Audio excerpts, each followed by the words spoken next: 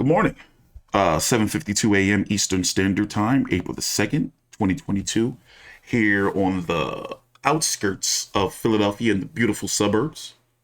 Birds are chirping, feeling pretty good. For my boxing viewers, we're about to talk about some things that are not boxing related. But however, I will tell you this.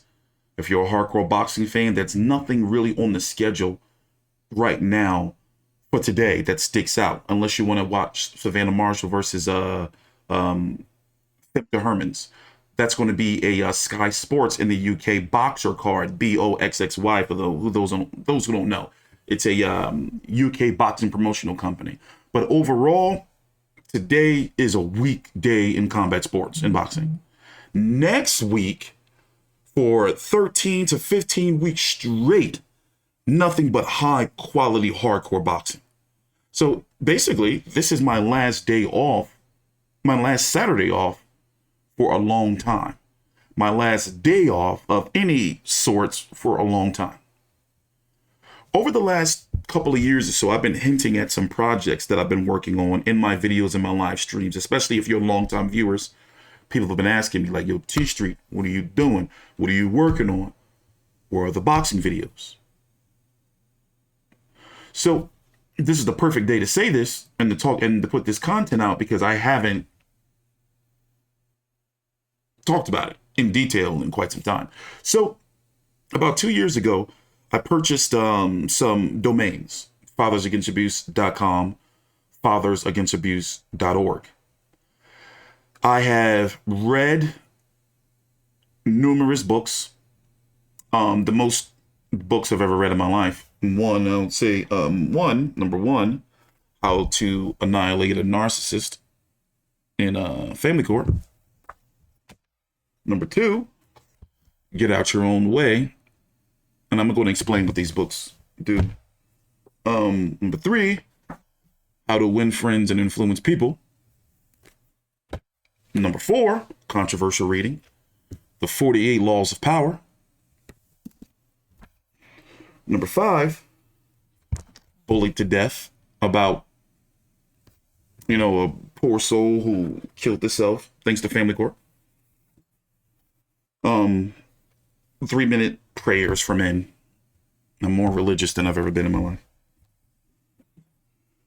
I also have about 80 hours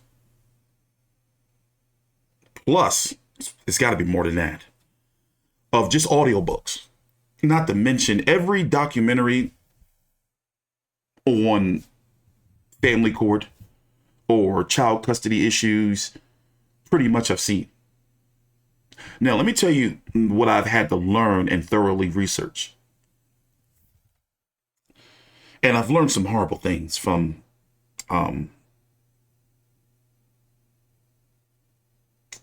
family court corruption, family court incompetence,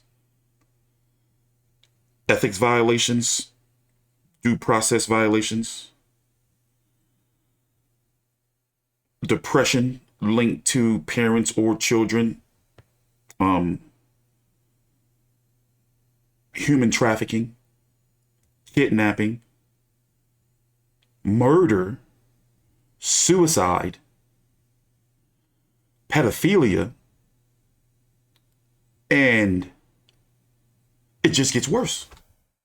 So when I first thought to myself, I was like, okay, you know what? I want to try to help, others because of what I went through in my past and what I've gone through with my history in family court and family law. For example, I have 70 plus hearings, 70 plus court dates, 70 plus times I've had to be in the family court building. I'm blessed that I have the financial means. My family has the financial means. Those that are close to me, they understand the situation. They've lived it. They've seen it. They've helped me. And I thought, you know what? I'm just going to do YouTube videos and just, talk about family court stuff. I did a few videos where I would talk about how to win your family court case, or how to save money, how to handle your own paperwork. That's basically where I'm going. So on my website, nonprofit, I've already pumped thousands and thousands of dollars into it. Just researching, it's a lot of money. It's going to be to help parents, in this case, fathers, how to navigate the family court system by spending the least amount of money. Because let me tell you something, it's all about money.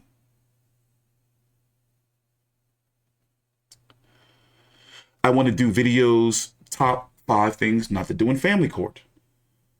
Top things you're supposed to do. Number 1, like this is very important shit. How to battle a vindictive parent.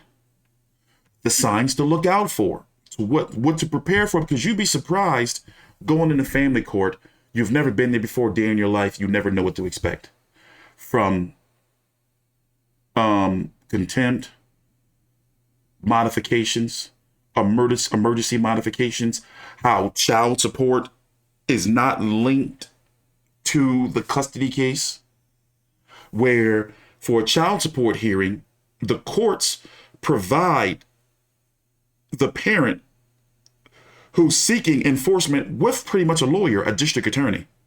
But when you go into family court for custody to try to fight for your child, both of you have to pay for lawyers.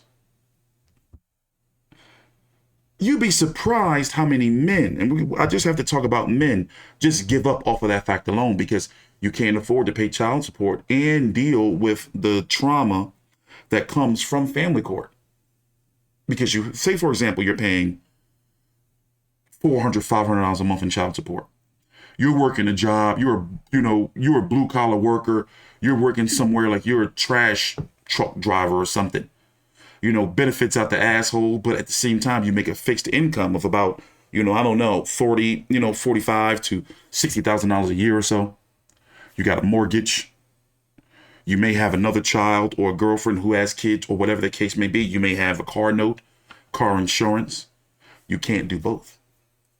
You see what I'm saying? And that is why a lot of parents quit the financial strain that it does to you. So what we're going to talk about today in the next 23 minutes or so before I have to start building some things, I just want to let you guys what's going on. And I do admit this has been very, very difficult to talk about because I've been keeping it really, really close to the chest for a while now, to the point where I don't get nervous doing my boxing videos. But then when I'm doing videos like this, I'm all jittery. Because let me tell you something. 70 plus hearings. I got to count them up. I really need to sit down and look at my docket history and count them all up, from child custody, child support, PFAs, mental health assessments, drug fucking screenings or whatever the fuck, And my goal for my organization, and this is very important, is to cut out the fluff, cut out the mumbo jumbo and not talk to you like a lawyer. I'm going to tell you the hardcore shit that you're supposed to know to save your life, because family court will destroy you. I'm telling you. And it's sad because we're in a time right now where we have soaring homicide rates. I'm talking about bigger homicide rates than when it was in the 90s, 80s, 90s with the crack epidemic. Miami-Dade type shit. Well, not as bad, as the Cocaine Cowboys down in, Florida and everything. But we have significant homicide rates by youth. Fatherless, one-parent home youth. Girls, boys, what do you see on the news? 16-year-old charged with 2 double homicides of such and such. Group of 4 girls beat up an Asian woman, robbed her in broad daylight on camera. And my frustration builds because I'm living where I'm seeing from the courts, looking at these judges who didn't grow up in a one-parent home, who didn't grow up under, the stress of, I'm not saying all of them, But majority of them, they grew up not like us. They grew up in these, getting frustrated. And these are the people who are in control of our children. And we wonder why we have all the bullshit going on. It's like it is you, the establishment. I'm neither left or right. However, I do admit I lean more towards the Republican side. Because leave our kids out of this stuff. And we wonder why it's not going to get better. Let me tell you something. The next 10 to 20 years, save your kids while you can. If you have a chance, get your kids and your families out of the cities. Go to the suburbs, go to small, listen, it's going to get worse. Look at what's happening to your cities. Me and my family, we don't go into the city. I don't take my lady to dinner downtown in Center City, Philadelphia, because what if we have to park somewhere, and somebody's waiting or lurking, some 16, 14, 15, 16-year-old waiting, lurking in the shadows to rob us. I'm not putting myself in that situation. Did you notice our females growing up? No one wants to work anymore. No one wants to go get an education. They want to find the easy route to money. OnlyFans, social media influencers and all that shit. Did you notice why people don't want to work? Kids don't want to work anymore, or they want to be rappers. And then when they don't become that, what do they got to do? Go out there robbing and all that. I've been in the groups on Reddit, in Twitter, researching all of this shit. And I'm thinking like, yo, our society is fucked. So I'm going to play a couple of videos and then we're going to talk in more detail on what's going on with me and what I plan on doing the next 2 months, 54 days or so. I have a letter being drafted to the mayor of Philadelphia, to the district attorney of Philadelphia, to the head of family court in Philadelphia. And I'll tell you all the names later.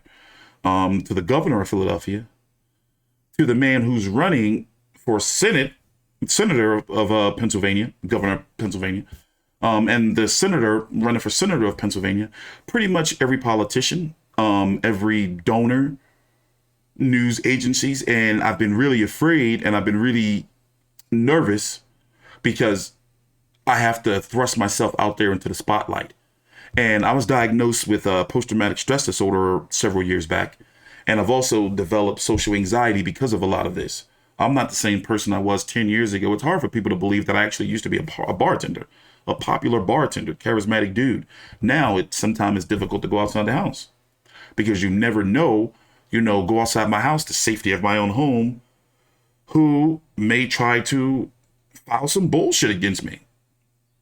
So let's start here. Now, the audio is going to cut out a little bit, but this is a very important video. And I guess this is a good place to start.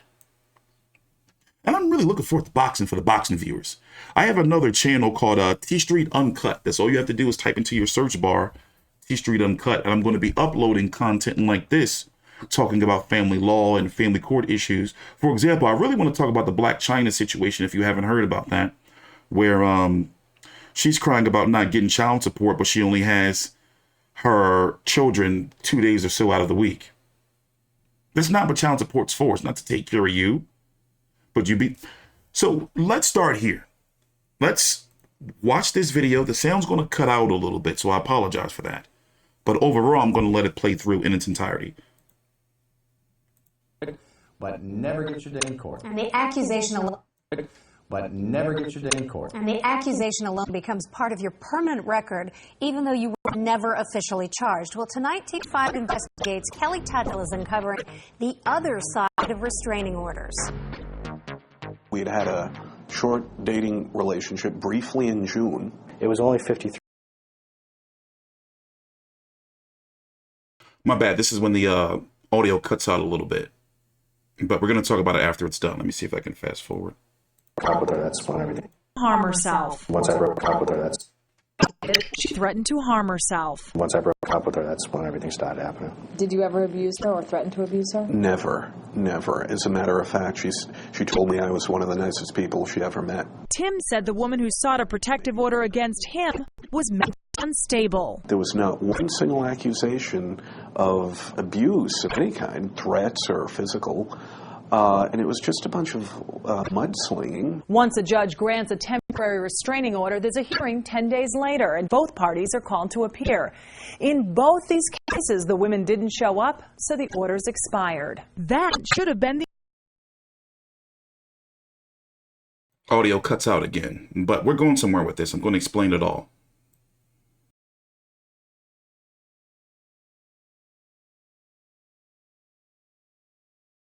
child custody, a mark on access to the registry.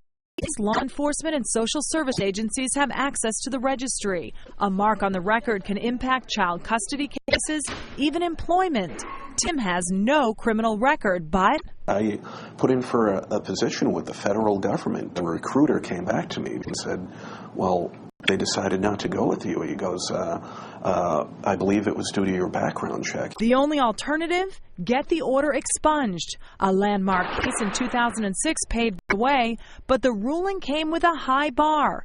To clear your name, you have to prove fraud. It's inherently unfair. Most of these cases are he said, she said cases, and if the plaintiff doesn't appear, you don't get a shot to cross-examine, and proving fraud is going to be all but impossible. In fact, Team 5 Investigates has found in the past 2 years only 7 of 40 expungement requests have been granted.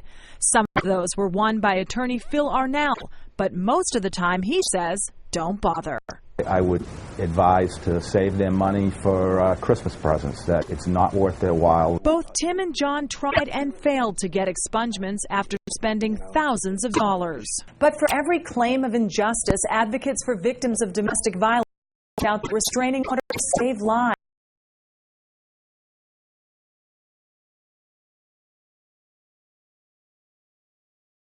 I think that's the end of it. I don't think that's going to be. The moment this person walked Hold in, on.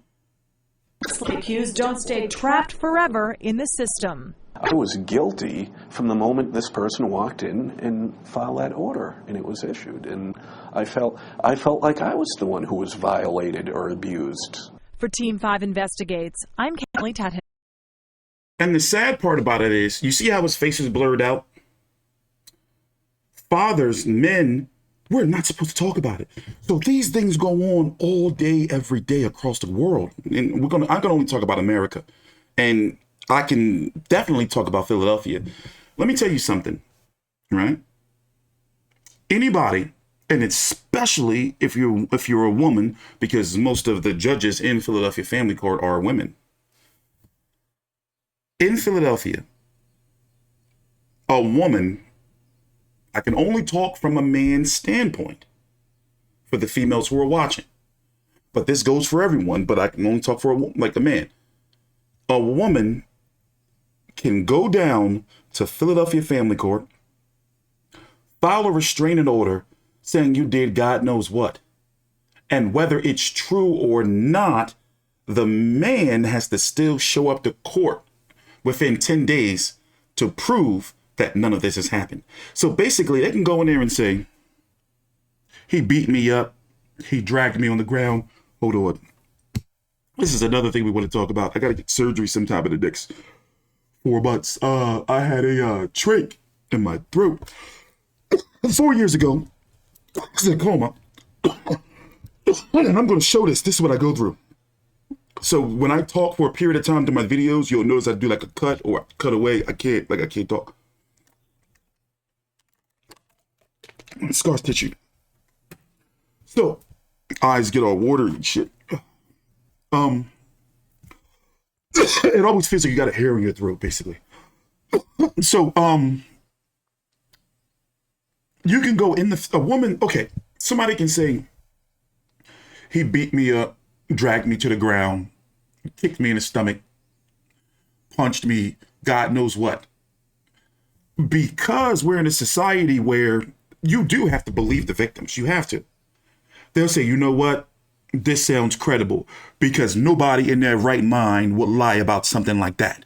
So you know what? We're going to put a temporary order in place, and we're going to have you back in court, and him in court, or her, we're going to figure out if this happened.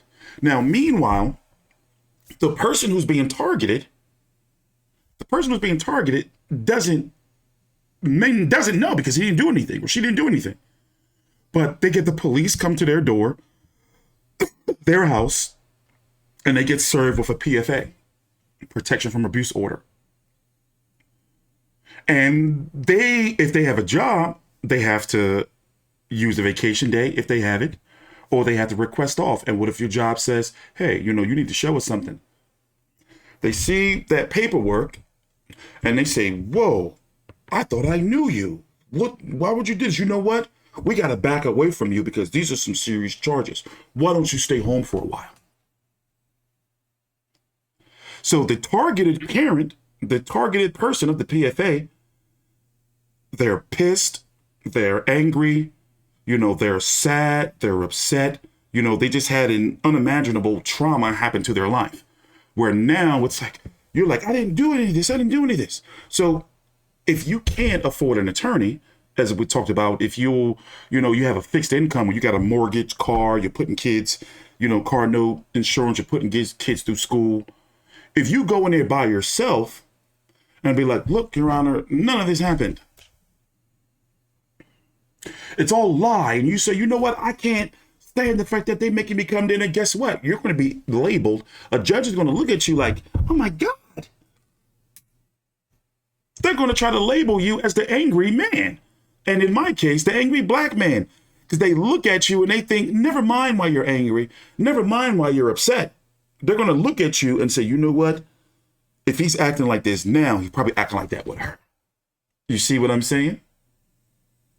Now, I can only speak for Philadelphia, but you can go down to family court and file anything. And they just grant it. And what happens is some sick people involve the children, where I'm trying to figure out where to start. Here, let me play another video. This will help you better understand a little bit. Different videos. And she is a attorney, I believe. But what I'm working on is to help people fight family court and family law issues the best way you can without spending monies, because the lawyers, they're scumbags too. Not all of them, but for the most part, they're scumbags. And data, if you research, there's a substantial amount of data that psychopaths or individuals with personality disorders, they gravitate towards position of power. Politicians, judges, lawyers, Wall Street bankers. Let me play this video. And this is the type of content I'm going to be producing, but in a more organized scale. But now that we're in April, this is the only time I'm able to really, really do this video, as I got a lot of shit going on myself in the family, law field. But we're going to talk a little bit more, and then, I got to do some videos with my colleague on George Kambosos versus Devin Haney for the boxing fans. Tank Davis versus Rolly Romero. Errol Spence versus Yordenis Ugas. Showtime All Access was last night, Friday night. As you can see, it's 8:16 a.m. Eastern Standard Time Friday. And I got to go make some tea, I guess, because my throat is dry as hell. Hello again.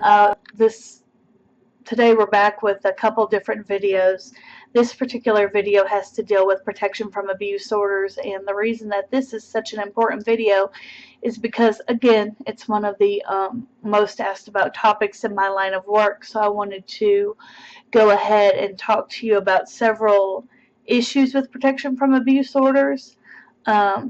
First and foremost, when a protection from abuse order is in place, if it's in place for all the right reasons, like there was actual physical abuse or threats of abuse, and you fear for your safety or your children's safety or for other household members, I do think that a protection from abuse order should stay in effect. Now, if you've lied or exaggerated what actually went on and that type of thing, in order to get the protection from abuse order in place, you need to be aware that you may face charges for having done that, especially when there's police reports involved and that type of thing. And the reason behind that is because it is such a contentious matter, and it can ruin so many lives that you need to be aware of that. And if you're doing it for the wrong reasons, then, you know, by all means, you should be punished for it. Because you can really ruin somebody's life, you can ruin somebody's employment opportunities and that type of thing by filing and making these false allegations against them that they then have to answer to. You can also make them lose custody of their children. And I know that some attorneys, not all, but there are some who will encourage their clients to file protection from abuse orders, especially in custody cases, for their children to get a heads, or for the other parent to get a leg up or a heads up in divorce or custody proceedings. And I don't agree with that at all. I've had cases before, cases in Baldwin County, in which I was told by other attorneys that, oh, the filing of a protection from abuse order is standard practice. And no, it's not. It shouldn't happen in every case, and it shouldn't happen except for those cases in which it is truly warranted.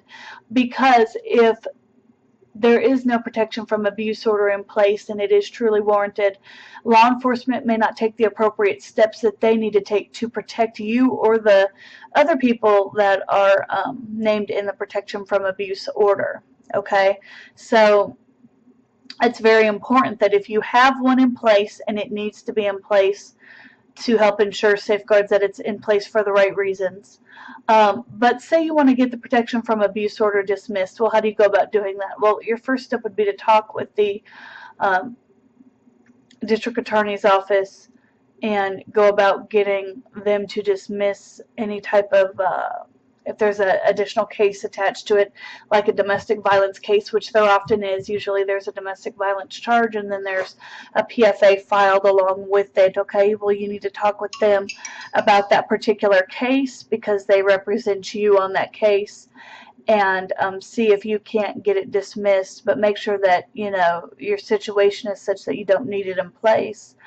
Now, a lot of times it'll be set for at least 2 hearings, the temporary hearing and then a final hearing. And at the final hearing, if you want it to be dismissed, usually if neither party shows up, then it is dismissed. But I do not recommend that you just not show up and miss your court date, because it's not going to help anybody, and it definitely won't help the other party. So I suggest you go there and explain it to the judge and explain the reasons for why you want it dismissed. Another consideration to think about with protection from abuse orders is they sometimes can do more harm than good. At the end of the day, they are a piece of paper. Yes, they give law enforcement special directions or special authority to go ahead and arrest somebody and press charges against them for violating a protection from abuse order. Now, taking out a protection from abuse order has nothing to do with criminal law. Okay, that's a civil matter, a civil remedy, but violating a protection from abuse order can lead to criminal charges, and it is a criminal matter. When you've violated a protection from abuse order, you end up in criminal court for having violated it, and the penalty there is jail time or prison, depending on the severity of the violation, what's been alleged, what's gone on, all of that type of thing. There are penalties involved, and if there are prior charges involved, that can be a revocation of probation or parole for those prior charges. So it's very, very important that you take that seriously, and that you know the difference between just getting a protection from abuse order placed against you and violating that same order. That's a criminal aspect of it, and a lot of people don't realize that. But there are a lot of people that truly need them, and it gives law enforcement the power to arrest somebody for having violated it. Therefore, when I see cases that come in and to my office and they're like, oh, well, I want to dismiss it. No, this isn't really what happened. I was mad and I, overstated what happened and I exaggerated and this isn't really what happened. Well, it better not be what happened. If what you're saying was enough to get a protection from abuse order and now you're changing your mind, you need to make sure that you're being truthful and that you're not putting yourself in further harm.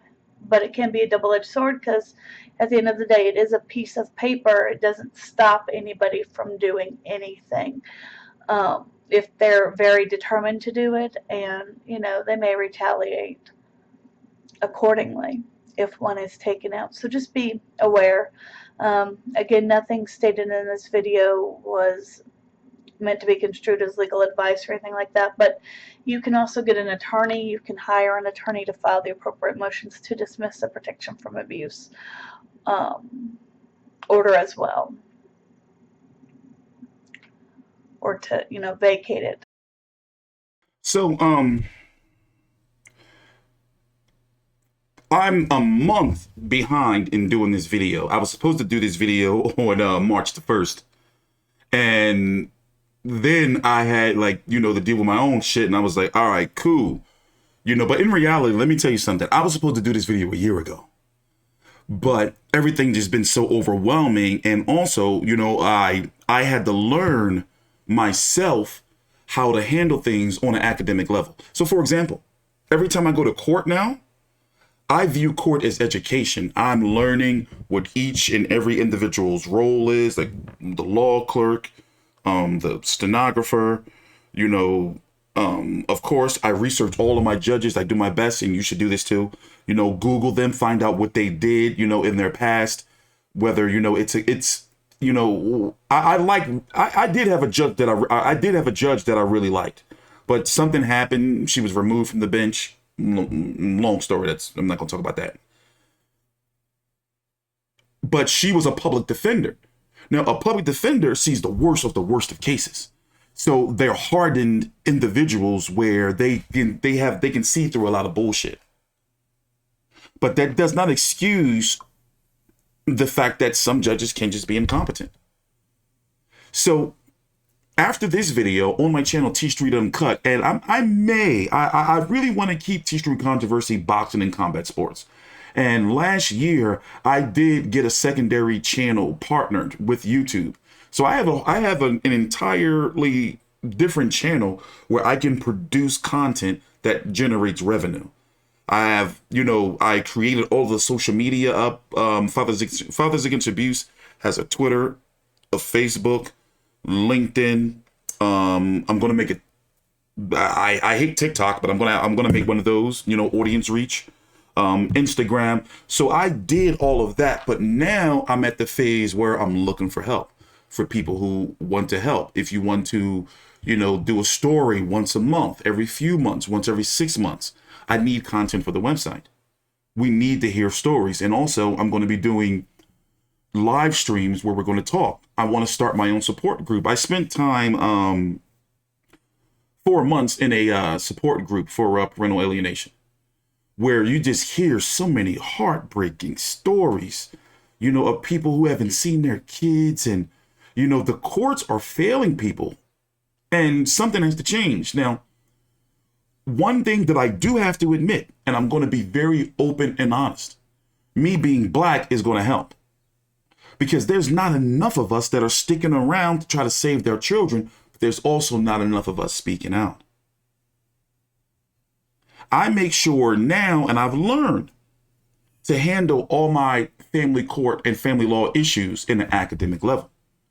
I don't let these judges these days try to control my life and my child's life. You didn't birth my child, Your Honor. So, it's got, I'm trying not to be too long-winded, and I'm trying not to ramble. But the goal is simple. I'm going to be producing content. For example, I want to do a video, as we talked about earlier, or as I talked about earlier, top 10 things to first do in your family law case. Number 1, get your docket history. A docket history is going to tell you your case history, what your court dates is, how many court dates you had, for what. Number 2, pay your child support. But also, I've learned some things about child support that I'm going to share in the video to help you, you must always pay your child support. Let's just say it that way.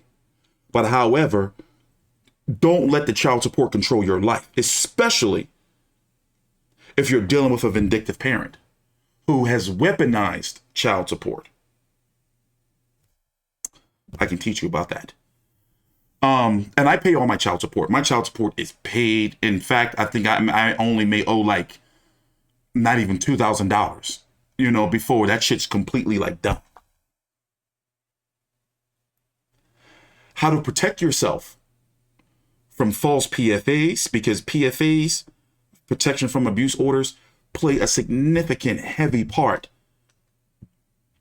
in child custody matters because they're used as leverage to try to get an upper hand in the custody issue. Judges, they know this happens, but if you go in there not knowing that they know this happens, they'll try to be oblivious and act like, oh, this is something that's new to me. Why would a mother or a father do something like this? No, they must be held accountable. I'm gonna play one more video for you. We got only 20 minutes left. I said I was only going to dedicate a half an hour to this video, but we're going to do an hour. But basically, yeah, it's here. The research is done. I've done all of the research. When I'm not doing videos, I'm researching, writing. I don't have them over here. I don't feel like bringing them up, but I have 1, 2, 3, 4, 5, 6. 6. They're about 12 inches wide, 6 inches, 6 to 8 inches high of, what do you call them? Like paper totes. I don't know what you call them. They're like this, but bigger. They're like these, but bigger, where you hold like documents of articles and case studies. And like, I've done the research. So now I have to put it in a format.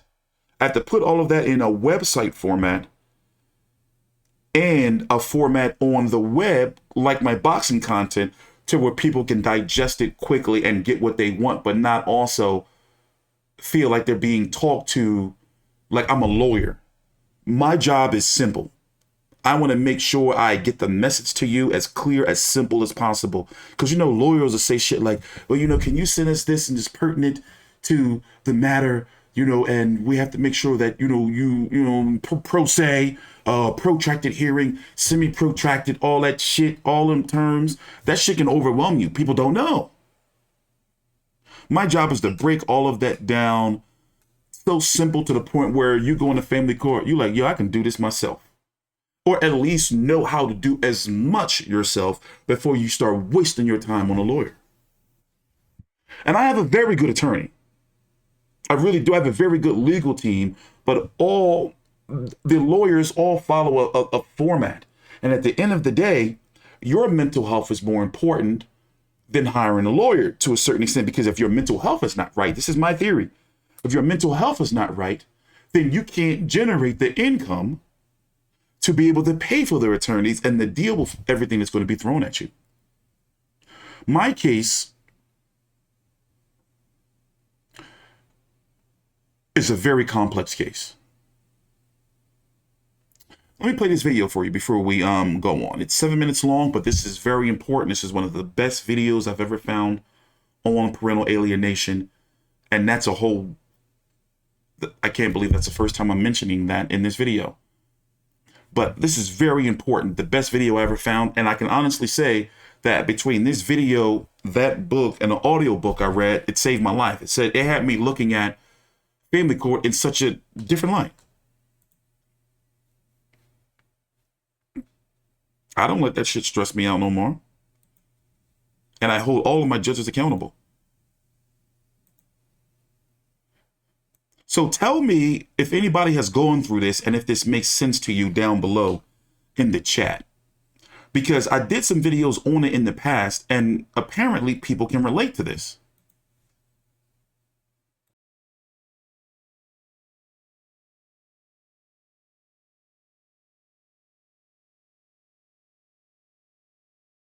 What you need is a subspecialist in alienation and estrangement who sees it all the time, not the best psychologist in the world who rarely sees it.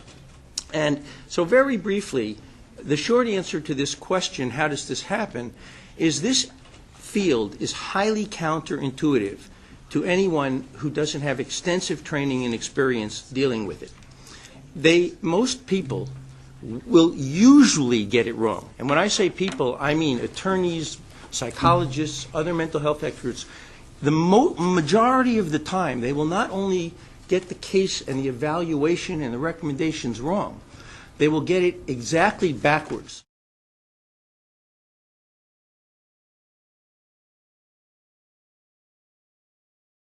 First of all, and think how counterintuitive this is, in an alienation setting, most children will align with the abusive parent. It's like these kids that you find that have been living with their abductors for years and then they resist capture, or Stockholm Syndrome. Very counterintuitive. Number two, what we would call pathological enmeshment, and I'll define that briefly. It means that the alienating parent has an unhealthy enmeshment with the child to the point where the child has lost his or her individuality. A severe erosion of critical reasoning skills, boundary violations, sleeping with the other parent, or at least doing the bidding of the other parent, inappropriate sharing of information, which all the lawyers have heard of. Pathological enmeshment is a very serious psychiatric problem. And to a non-expert, it looks exactly like a warm, close, loving, healthy relationship. The non-expert comes in with perhaps a PhD or an MD in psychiatry or psychology, and what they see is let's just say mother and father for simplicity, but it's about a 50-50 spread of who does what these days. You know, the two little girls are tightly bound to the mother. Oh, I love you, I love you, I love you. They look at dad and say, I don't want to see him, he's a bad man. She's perfect, he's rotten. The non-expert says, wow, look at that great relationship. They really don't know how to probe to see if there are three types of pathological enmeshment: infantilization, adultification, making them little adults. Why don't you decide if you want to see dad? Right there, that's adultification. Right there, that's pathological enmeshment. So I repeat, pathological enmeshment to a non-subspecialist, to an experienced forensic psychiatrist, looks just like a warm, healthy relationship.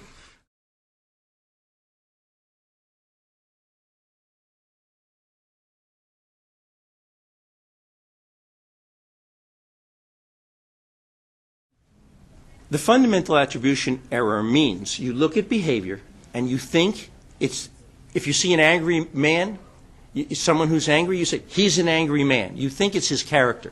In general, he's an angry man. Never mind that the reason he's angry is someone just stole his car or his wallet. We're hardwired to say, oh, I'm going to stay away from that guy. He's displaying anger. So if the anger is situational, then it's an error. Now, the relevance to us is that when an interviewer sees a severe case of alienation, the alienating parent is cool, calm, and collected. He or she is probably a borderline, a sociopath, or a narcissist, or all three, and is a master manipulator, has learned to convincingly mimic normal behavior, and presents very well. Oh, yes, I encourage the child's relationship with his father or his mother. By contrast, the targeted parent has PTSD, has not seen the child in God knows how long, maybe years, has been told that he's the one who's the problem or she's the one, and comes in all intense, all angry, and all stressed out. Now, I personally sat through a whole course at an AFCC meeting where the person teaching the course said to the people in the group, you can go by what you see. If the parent presents anxious and intense, you can be sure that's how they parent. No, that's an elementary error in clinical reasoning and decision making, not if it's a fundamental attribution error.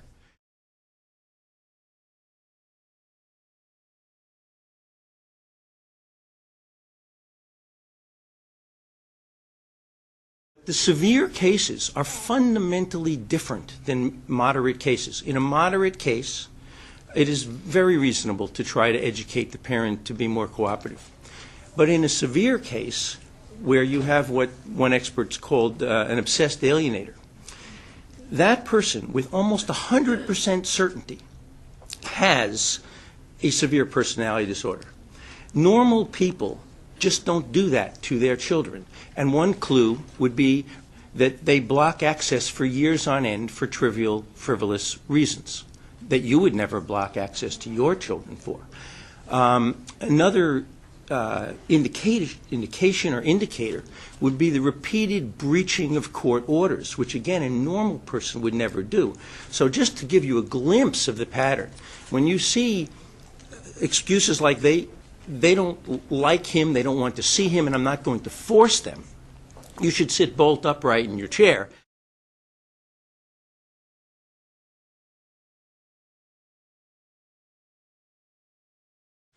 Normal psychotherapy makes these cases worse. So if it's a skilled psychotherapist who thinks you can come in and do dyadic therapy, well, why don't you find something to apologize for?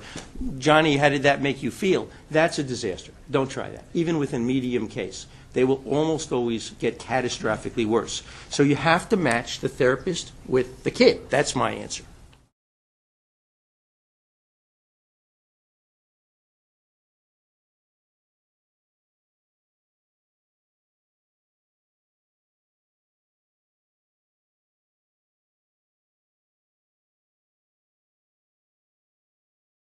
There are two places, one in Canada run by Kathleen Ray, another in Texas run by Richard Warshak. Give them 4 days with the kid, and the kid returns to the rejected parent happy as a clam to be reunited. But they require a change in custody and no contact with the alien. I don't agree with everything he said, but for the most part, I'm going to say about 95% of it I do. So since we only have about 13 minutes left, the gist of it is, for people who've been wondering what I've been doing, this is what I've been doing. I have closed out the research. It's always going to be research and new things to learn. You know, it's a constant thing, but for the most part, I have closed out the end of the planning and research phase. I know exactly what it is, what I want to do and how I want to do it. And just like if you noticed, my YouTube videos are, you can see that I have a clear format with my YouTube boxing videos. You can see that, you know, I take pride in my production quality of my boxing videos. I'm taking that same production over to family law and other topics outside of boxing, because what you learn on YouTube, yeah, I love covering boxing.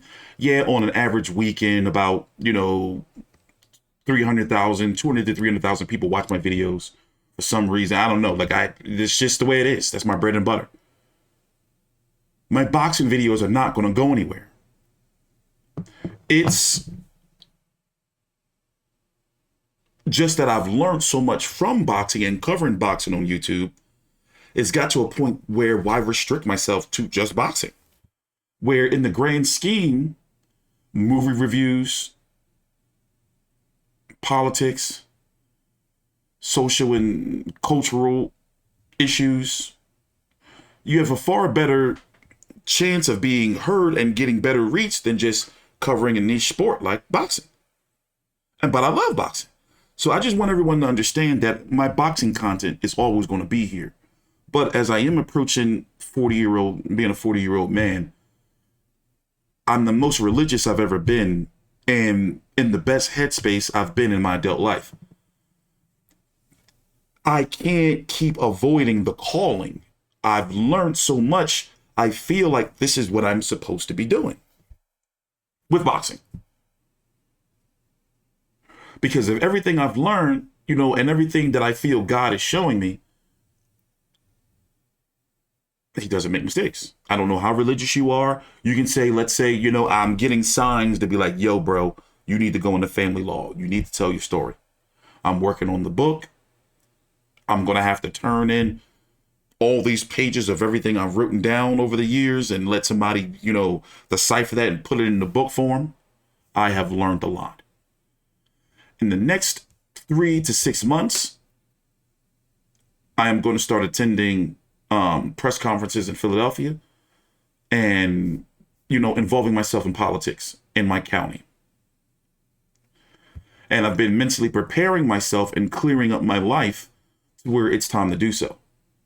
So over the last, let's say since August of 2020, I've now spent about $23,000 to $25,000 in legal fees. And I have a trial next week, April the 8th, which that's likely when I'm going to upload my next video on TstreeT Uncut, my other partner channel. I'm going to put the link down below in the chat. And then on May the 24th, I have an 8-hour trial. And when I say after that trial, no matter the outcome, I am no longer going to restrict, like I am now, my story and what I want to tell. In other words, I'm sick and tired of trying to save the city of Philadelphia. And I've become a person who believes in law and order and consequences. And there must be consequences for what's been done. But overall, I feel I'm going to enjoy this, like getting up, and saying, all right, let me go do this video, just like I do boxing. And I want to talk about more things. And I have so much free time on my hands. To close out, the goal is simple. I want to put out content that's going to help parents navigate the family court system, no matter what state you're in. Just the simple do's and the don'ts. And also to help you understand how to help yourself. And to make sure, we're living in a time where our children are out of control and it's getting worse, especially with social media raising them. I approached it and talked about it earlier in this video, but you see more and more that kids don't want to work. They don't want to go to college anymore. They want to try to find some type of way to the quick buck. And where does that start? In the parents.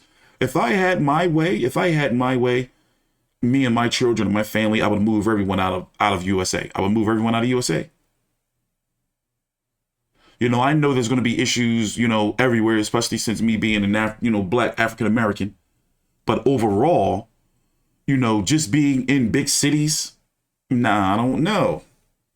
One of the best decisions I've made in life was moving out of the city. And the plan was, for one, Philadelphia did me so dirty, I just had to get out. I said, you know what? This city, I'm done with them. And then I had a stalker, so I had to get out. I said, you know what? I got to run.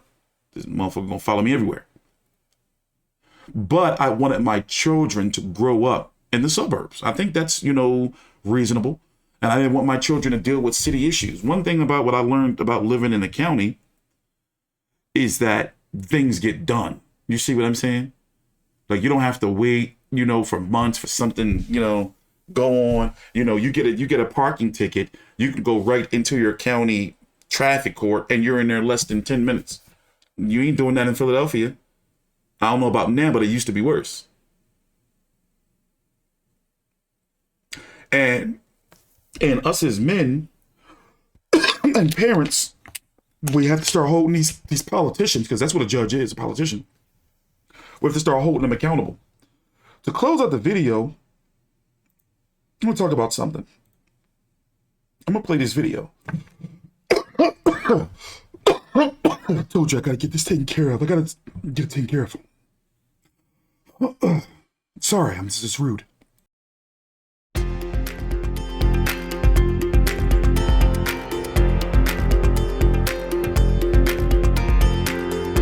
Hi, I'm Leslie Miller Greenspan, Chair of the Board for Women Against Abuse. I am very excited today to introduce you to our new Executive Director and President, Joanna Otero Cruz. Joanna joined us in early November after a 6-month search. We figured that since getting together in person during the pandemic is challenging, we would take this opportunity to introduce you to Joanna through this video. Joanna, we are so pleased and excited for your leadership. I'm excited to be here. It is truly, I feel a sense of honor, but also a great sense of responsibility to really continue to build off of this wonderful history that we have here at WA. Tell us, what are you most excited about when it comes to leading women against abuse? You know, there's so many things that really make me excited about leading such a great organization with such great history. When I think about, we're 45 years ago, there was some great, pioneers who said, no mas, this is unacceptable, no more. And to really begin a grassroots effort that we continue to build off today just gives me a sense of a huge responsibility to carry that baton forward and to be la voz, to be the voice of those who have no voice oftentimes. So I'm extremely humbled and feel a sense of responsibility to ensure that we continue to provide the best, excellent, customer service possible to everyone who experiences domestic violence. That sounds like a great plan. You have such rich experience serving children, families, and survivors of intimate partner violence. How do you plan to leverage this to strengthen the organization and benefit both clients and staff? I pride myself on those relationships. I think it's really important that we continue to collaborate, bringing them together. Who are those content experts that we can learn from? And so I think bridging and strengthening and nurturing those relationships, I think I'm a content expert you can learn from. Domestic violence is not just done in isolation, right? It truly does disrupt a whole entire organizational department of what we call family. And so that is really important for us to look at all the different facets of how it impacts our clients and how do we build from that. So we can only improve and enhance services through partnerships, collaboration, ensuring that we're part of the policy conversations taking place around systems reform. And so I think that having those relationships and continuing to bridge people together and, work in coalitions is extremely important.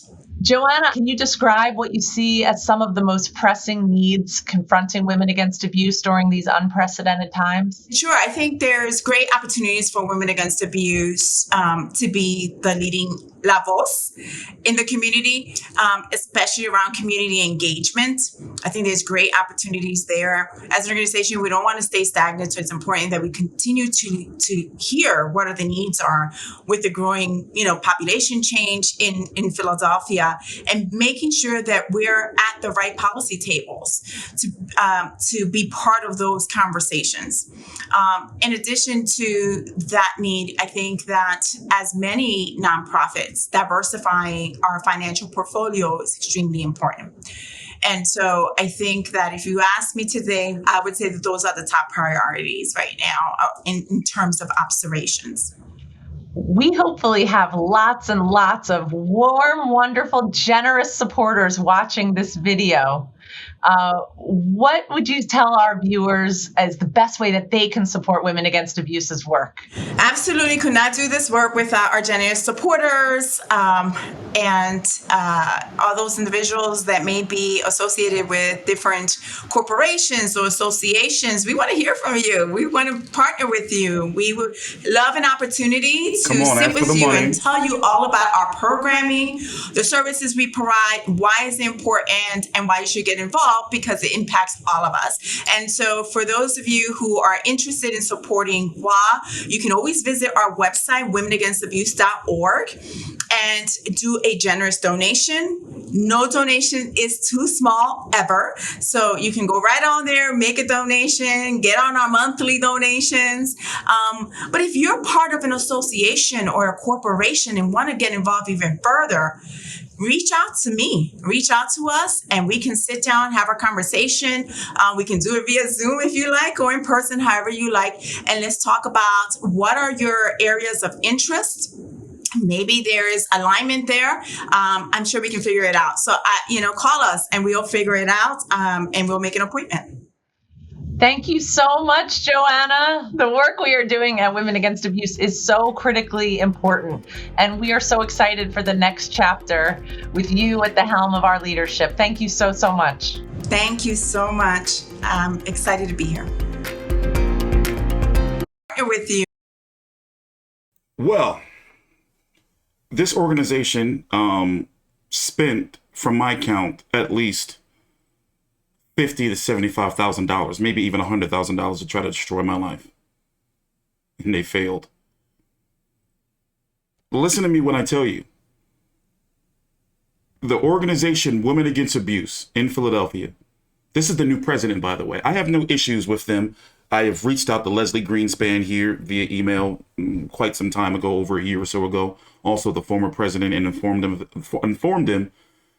It's a video. I can't talk about it right now because there's still legal proceedings going on. But however, free speech.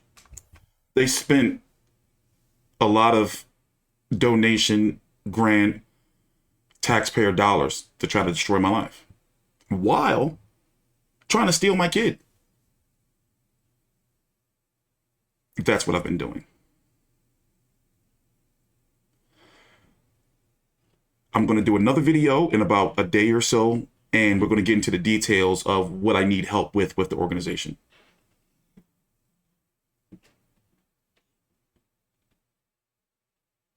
Take your time out. Like the video, subscribe. I hear kids awake upstairs. Yeah, gotta go get some cereal. Take your time out. Like the video, subscribe. See you guys later.